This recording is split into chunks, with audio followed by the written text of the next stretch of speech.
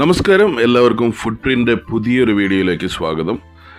ഇപ്പോൾ ഞാനുള്ളത് വസായ് കടലിടുക്കിലാണ്.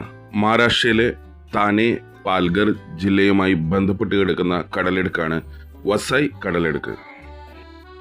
ഇന്നത്തെ എൻ്റെ യാത്ര വസായ് കോട്ടയിലേക്കാണ്. ബൈന്ദറിൽ നിന്ന് ഫെറി മാർഗം 20 മിനിറ്റിനുള്ളിൽ നമുക്ക് വസായ് കോട്ടയിലേക്ക് എത്താം. ട്രെയിൻ മാർഗമാണെങ്കിൽ വസായ് റോഡ് റെയിൽവേ സ്റ്റേഷനിൽ ഇറങ്ങി അവിടെ നിന്ന് വസായ് വിരാർ മുനിസിപ്പൽ കോർപ്പറേഷൻ്റെ ബസ് എല്ലാ 15 മിനിറ്റിലും പുറപ്പെടുന്നുണ്ട്. ബൈന്ദറിൽ നിന്ന് ഫെറി മാർഗം വസായിലേക്ക് 30 രൂപയാണ് ചാർജ് വരുന്നത്. 20 മിനിറ്റിൻ്റെ യാത്രയാണ്. ഓരോ മണിക്കൂർ ഇടവിട്ട് ബൈന്ദറിൽ നിന്ന് വസായിലേക്കും വസായിൽ നിന്ന് തിരിച്ച് ബൈന്ദറിലേക്കും ഫെറി സർവീസ് ഇപ്പോൾ നിലവിലുണ്ട്. ഒരു വശത്ത് കണ്ടൽക്കാടുകളും മറുവശത്ത് സൺസെറ്റ് ദ്വീപും. അതിനോട് ചേർന്നുള്ള ഈ യാത്ര ഒന്ന് വേറെ തന്നെയാണ്. വസായുടെ ചരിത്രം പുരാതന യുഗങ്ങൾ മുതലുള്ളതാണ്. നൂറ്റാണ്ടുകൾക്ക് മുമ്പ് ഇന്ത്യയുടെ പടിഞ്ഞാറൻ തീരത്തുകൂടി പ്രവേശിക്കുന്ന നിരവധി ഗ്രീക്ക്, അറബ്, പേർഷ്യൻ, റോമൻ വ്യാപാരികളുടെ ഒരു വ്യാപാര കേന്ദ്രം കൂടിയായിരുന്നു വസായ്. ചെറിയൊരു ചാറ്റൽ മഴ, മേഘാവൃതമായ ആകാശം, നല്ല തണുത്ത കാറ്റ്. ഈ യാത്ര ഒരു ഒന്നൊന്നര യാത്ര തന്നെയാണ്.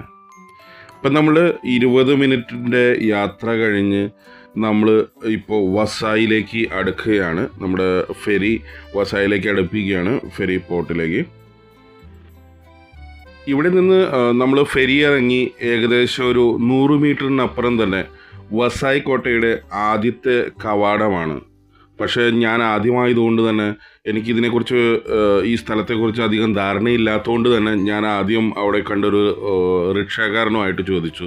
അപ്പോൾ അദ്ദേഹം പറഞ്ഞത് ഇവിടുന്ന് 60 രൂപ കൊടുത്താൽ നിങ്ങൾക്ക് കോട്ടയിലെത്താം. അങ്ങനെ ഞാനും റിക്ഷയിൽ കയറി ഇദ്ദേഹത്തിന് 60 രൂപ കൊടുത്തുള്ള ഒരു യാത്രയ്ക്ക് കയറി. പക്ഷേ എനിക്കറിയില്ലായിരുന്നു അവിടുന്ന് ഏകദേശം ഒരു 100 മീറ്റർ അപ്പുറമാണ് ആദ്യത്തെ കോട്ടയുടെ കവാടമെന്ന്.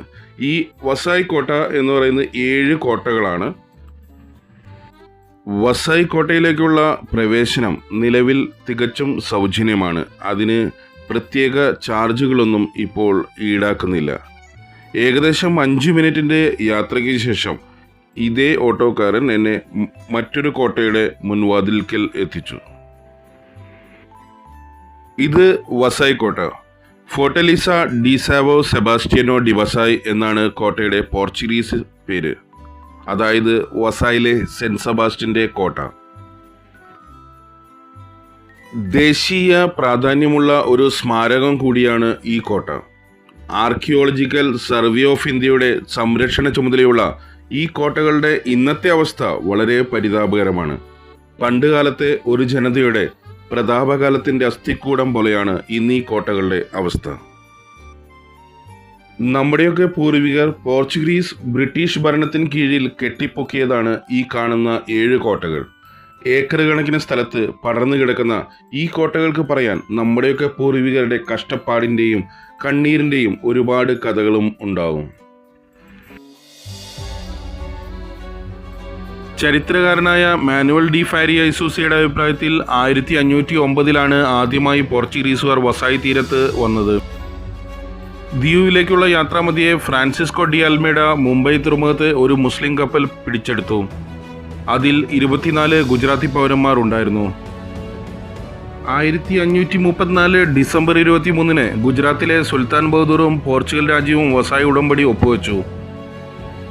ഈ കരാറിലൂടെ പോർച്ചുഗീസ് സാമ്രാജ്യം വസായ് നഗരം, അതിന് സമീപ പ്രദേശങ്ങൾ, ദ്വീപുകൾ, സമുദ്രങ്ങൾ എന്നിവയുടെ നിയന്ത്രണം നേടി. അക്കാലത്ത് മുംബൈ പ്രദേശത്തിന് കാര്യമായ പ്രാധാന്യമൊന്നും ഉണ്ടായിരുന്നില്ല. എന്നാൽ 1661 ബ്രഗൻസായിലെ ഖാദറിൻ്റെ വിവാഹ സമയത്ത് സ്ത്രീധനത്തിൻ്റെ ഭാഗമായി ബ്രിട്ടീഷുകാർക്ക് കൈമാറ്റം ചെയ്യപ്പെട്ട ശേഷം ഒരു പ്രധാന വ്യാപാര കേന്ദ്രമായി മാറിയ മുംബൈ നിർണായക പ്രാധാന്യവും നേടി. ഇതായിരുന്നു വസായ് ഉടമ്പടിയുടെ ഏറ്റവും പ്രധാനപ്പെട്ട ദീർഘകാല ഫലം. 16-ാം നൂറ്റാണ്ടിൽ സുൽത്താനുമായുള്ള ഉടമ്പടിയുടെ സമയത്ത് വടക്ക് ഭാഗത്തുള്ള പോർച്ചുഗീസ് തലസ്ഥാനമായിരുന്നു വസായ്.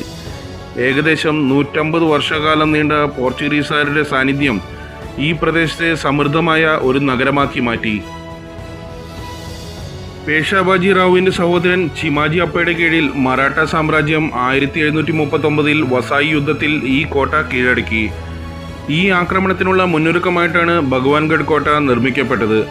1774 ബ്രിട്ടീഷുകാർ പിടിച്ചെടുത്ത ഈ കോട്ട 1783 സൽബായ് ഉടമ്പടി പ്രകാരം വീണ്ടും മറാഠ നിയന്ത്രണത്തിലായി. 1818 ബ്രിട്ടീഷുകാർ വീണ്ടും ആക്രമണം നടത്തി ഈ പ്രദേശം കീഴടക്കി. ഒന്നാം ആംഗ്ലോ മറാഠ യുദ്ധത്തിലും ഈ കോട്ട തന്ത്രപ്രധാനമായ പങ്കുവഹിച്ചിട്ടുണ്ട്. 1802 ഡിസംബർ 31 ബ്രിട്ടീഷ് ഈസ്റ്റ് ഇന്ത്യ കമ്പനിയും പൂനെ യുദ്ധത്തിന് ശേഷം മറാഠ പേഷവായ ബാജി റാവു രണ്ടാമനും തമ്മിൽ ഒപ്പുവെച്ച കരാറാണ് വസായ് ഉടമ്പടി. 1802 ഈ ഉടമ്പടി ഒപ്പുവെച്ചത്. മറാഠ സാമ്രാജ്യത്തിൻ്റെ പതനത്തിലെ ഒരു നിർണായക ഘട്ടമായിരുന്നു ഈ ഉടമ്പടി. ഇന്ന് ഈ ജീർണാവസ്ഥയിലുള്ള ഈ കോട്ടയ്ക്കകം ഒരിക്കലൊരു പ്രതാപത്തിൻ്റെ ഒരു തിരിച്ചറിവ് കൂടിയായിരുന്നു. ഈ സ്റ്റെപ്പുകൾ കയറിയാണ് ഈ കാണുന്ന സ്ഥലത്താണ് പണ്ട് കോട്ടയുടെ കാവലാളുകൾ ശത്രുക്കൾ വരുന്നതും കാത്തിരുന്നത്. ഇവിടെ നിന്നാൽ പുറമേ നിന്ന് ശത്രുക്കൾ വരുന്നത് അവർക്ക് വ്യക്തമായിട്ട് കാണാൻ കഴിയുമായിരുന്നു. അങ്ങനെ അവർക്ക് അവരെ ആക്രമിച്ച് കീഴ്പ്പെടുത്താനും കഴിയുമായിരുന്നു. ഈ കോട്ടയുടെ നിർമ്മാണത്തിൽ എവിടെയും സിമൻറ്റോ അങ്ങനെയുള്ളതൊന്നും ഉപയോഗിച്ചിട്ടില്ല. ഇതിൻ്റെ നിർമ്മാണം മുഴുവനായിട്ടും ചുണ്ണാമ്പും ശർക്കരയുമൊക്കെ മിക്സ് ചെയ്ത സുർക്കി എന്നുള്ള ഒരു മിശ്രിതമായിരുന്നു. അതുതന്നെയാണ് ഇന്ന് ഈ കാണുന്ന കൊട്ടാരത്തിൻ്റെ ഭാഗങ്ങളൊക്കെ അവശേഷിപ്പുകളെങ്കിലും 100-300 വർഷങ്ങൾക്ക് ശേഷം ഇന്നും അവശേഷിച്ചിരിക്കുന്നത്.